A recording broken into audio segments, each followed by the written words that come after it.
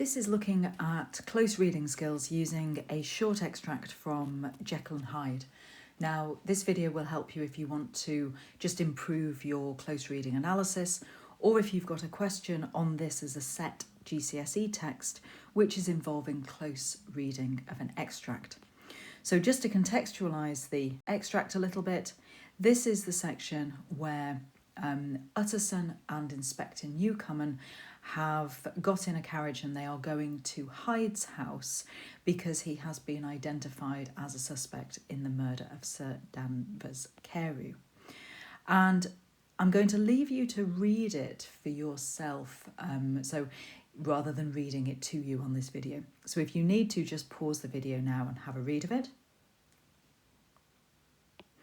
Okay, and otherwise what we're doing is generally sort of looking at meaning first of all. So first time you read something through, I would read for meaning and read for narrative, right? You can actively read, which means keeping a pen in your hand and making sure that you're underlining, highlighting, asterisking, question marking at its most basic, or that you're identifying patterns, underlining kind of different features and thinking about the effects. Okay, so this isn't just a feature spotting exercise. This has to be you actively kind of engaging in, okay, Stevenson has made this decision, why? Has chosen this word or this image, why? So working through it, I'll just make it a little bit bigger, we can see that we go in kind of fairly in a fair amount of detail, or fairly hard on setting to start off with. And Jekyll and Hyde, if you're studying the novel more widely, it's a really, really good novella for a couple of set pieces which have got some really useful setting description in there. So it was by this time about 9 in the morning and the first fog of the season. So we're going to kind of highlight the fact that it's meant to be getting lighter. Okay, we're in the morning, we're meant to have all of those ideas and all of that symbolism of hope and light and things kind of, I suppose, light, truth, things being uncovered. But what we've actually got is the first fog of the season. Now, if you're just coming to this as an extract cold and you haven't read the rest of the novella, you would be picking up on the idea of the uncertainty that fog brings with it because of the lack of vision. It could be sort of confusion, it could be threat, it could be danger. Okay. If you're doing a deeper study of Jekyll and Hyde, you might start to explore the idea of the fog as a metaphor for Hyde. Okay, so this is this pervasive kind of mist, fog, kind of metaphorically confusion, evil that spreads through London. Now we know context-wise that London suffered from massive fogs at the time because of industrial pollution, but here look out when you're reading the novella for reference to the fog kind of creeping into places, to emerging in places, to pervading places. You know, you can align it with Hyde's influence. So whatever happens here, we've got a time when it should be getting lighter, but instead there is something stopping us kind of appreciating the surroundings. We then move to a great chocolate-covered pall lowered over heaven. Now, lowered, if you get clouds lower. Okay, it's the same spelling, but it means that kind of really foreboding, really ominous cloud. You know, sometimes where you look and there's very definitely a two-tone sky. So you've got that idea of kind of this idea of an ominous cloud. You could kind of look at it as also having those indications of lower, which means that it's kind of creeping, pressing down. You've got a sense of claustrophobia. You've got something covering up heaven, the kind of good part. You know, so whatever's going on, this pathetic fallacy here means that things are generally getting worse, and you can look at it worse, psychologically worse in terms of the circumstances of the plot. After all, there's just been a murder committed by Hyde. And we start to get a kind of a different pattern or different patterns of imagery building up. So this chocolate coloured pall, a pall kind of is either a kind of dark smoke or fog, but it's also that cloth that you get draped over a coffin. Right, so hold both of those ideas in your head. You've got the kind of ominous and foreboding weather, and you've got an element of funereal imagery, okay, which is going to be funereal imagery, which is going to be important as we go through. We have ideas of conflict. The wind is personified. It's charging and rooting these embattled vapours. So the fog and the wind are caught in some sort of conflict between each other. And the cab is also personified as, or at least kind of there's an element of zoomorphism in it, as it is crawling, with all the connotations of that verb being kind of difficulty, struggle, right? So this is a journey which isn't progressing quickly. There is difficulty, right? Caused, I mean, if you want to think metaphorically, difficulty in progress caused by the fog, difficulty caused by Hyde. Mr. Utterson beheld a marvellous number of degrees and hues of twilight. Okay, so, you know, we've got twilight is more traditionally the time when it's getting dark in the evening, and the sky is this multicoloured. So we've almost got something kind of unnerving, unnatural or uncanny here. It would be dark like the back end of an evening. So, and a glow of a rich lurid, so garishly coloured brown, like the light of some strange conflagration. Conflagration is a fire or something burning. So whatever's going on here, we have setting where kind of events and natural order are turned on their head slightly. It's looking like, you know, the end of the evening, whereas in fact it's the beginning of the morning. All of the associations that you have of morning being a positive time, hope, light, new day, kind of are now confused with this idea of something coming to an end, closing, ominous weather. Fog will be quite broken up, so the kind of fragmentation, a haggard shaft of daylight. So a shaft is like a kind of bar, a barrier, a kind of trunk of. Haggard is when something is worn and old and tired. You'd glance in between the swirling wreaths. So, you know, the effect it's trying to describe is the fog breaking up and the light shining through it, the fog swirling round. It's really looking kind of confusing and kind of quite spooky. But you've also got this word, wreath. Now, if you think of, again, kind of those circles of flowers that you get, you can have Christmas wreaths, but you can also have funeral wreaths. They're kind of put on the top of coffins. So again, we've got two kind of images of a funeral there, as this kind of, not as the primary imagery, but as this underlying allusion. Okay, so an allusion is an indirect reference. The dismal quarter of Soho seen under these changing glimpses. So changing looks.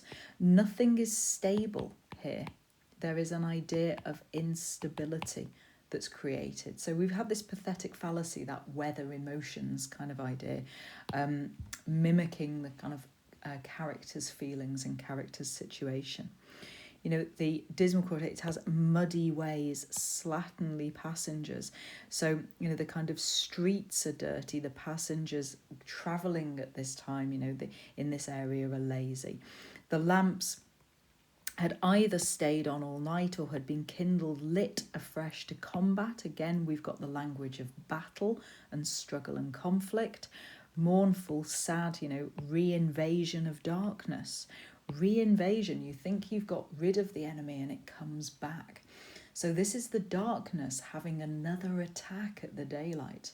You know, think of what Hyde is doing. He is really polluting, corrupting and tainting all that's good in London society.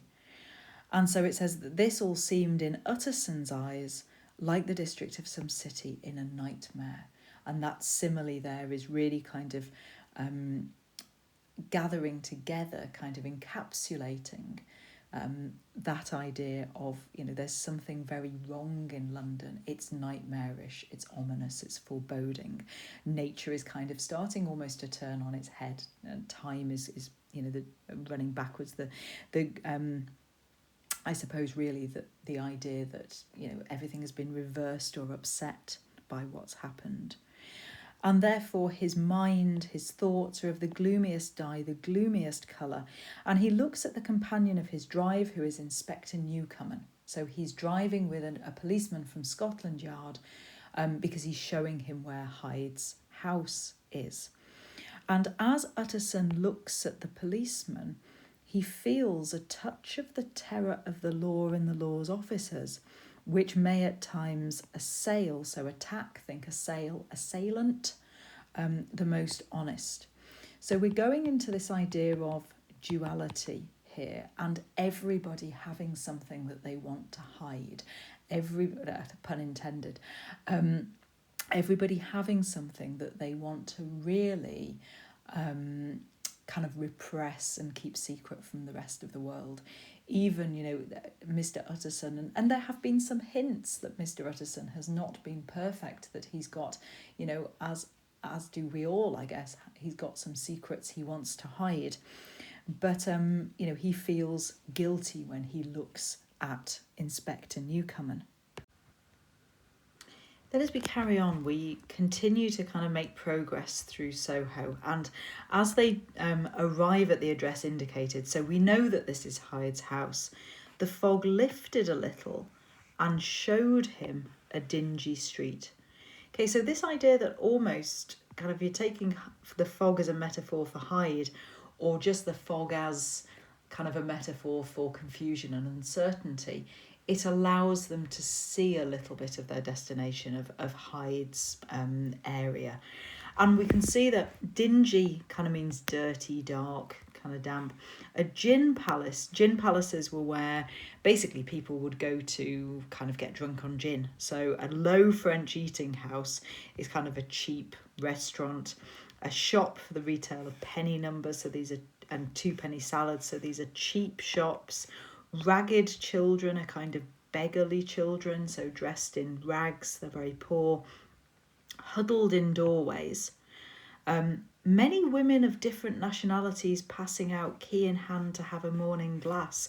This is an interesting contextual reference, that there are women, and sadly the implication is not good English women, but foreign women, women who have key in hand. A respectable woman would not be able to come and go from the house without a chaperone, without her husband, or, basically she wouldn't have the key to her own property. She wouldn't be independent. It wasn't right. So these women are living lives where, they are effectively involved in something illicit. The kind of, I suppose, connotation is, or the implication is, that they're prostitutes. But, they're going out to have a morning glass, to have a drink in the morning, an alcoholic drink. And then the fog settles down upon that part, as brown as umber, that kind of deep, rich, kind of orangey colour, and cut him off. So cut Utterson off from his blackguardly surroundings. So, this dodgy area. So again, we have this impression that Hyde has contaminated the area, or at least that he has kind of gravitated towards somewhere really bad. Right? The setting is echoing Hyde's lack of morality. You've got kind of, the child beggars, you've got the kind of cheap shops, you've got the kind of immoral women, all being kind of swirled around in this fog. And it moves to a sort of narrative announcement to say, look, all of this awfulness that's going on, this was the home of Henry Jekyll's favourite, of a man who was heir to £250,000 sterling, so £250,000. And if, as an exercise, if you want to Google how much £250,000 is in the year that this was written was worth, or would be worth today, you'll find it's a considerable amount more because of inflation. And this kind of echoes Utterson's kind of concerns, this part of the narrative, that look, this is where Hyde lives, look how awful this is. And so it kind of contrasts the fortune that he's going to come into with where he lives. And also the implication is kind of slightly superficial, so slightly on the surface, that in Utterson's mind, money equals manners, or money equals dignity or morality. And he's, in a way, apparently upset because Hyde is going to come into all of this money and, is not moral. It doesn't fit, gentlemen, people of good means, of kind of riches, should be moral, and obviously we know that doesn't always follow. So we've got lots of patterns here. You can comment on the setting, you can comment on the use of colour, you can comment on, if you're looking at the novel as a whole, you can comment on the ideas and the themes of duality, you can comment on the kind of superficiality of the kind of some levels of Victorian belief that money, and riches, wealth makes somebody a good person. We've got the kind of metaphorical violence going on, the assailants and the funereal imagery at the start. Above everything, the fog and what that stands for. So really kind of looking at, before you write an answer, in terms of how does Stevenson use language effectively in this extract, you're looking at trying to kind of group those patterns together to make sure you have groups of imagery, that you have paragraphs dealing with the progression of imagery, rather than just going through it in this line, in this line, in this line, because you'll find yourself repeating. It's far more interesting if you can connect what the fog's doing here with what and what it represents with what the fog's doing here and here.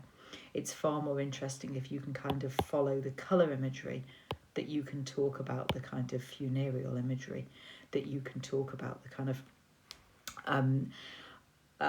duality here, or the kind of prejudice here. Okay, I hope that helps. Bye now.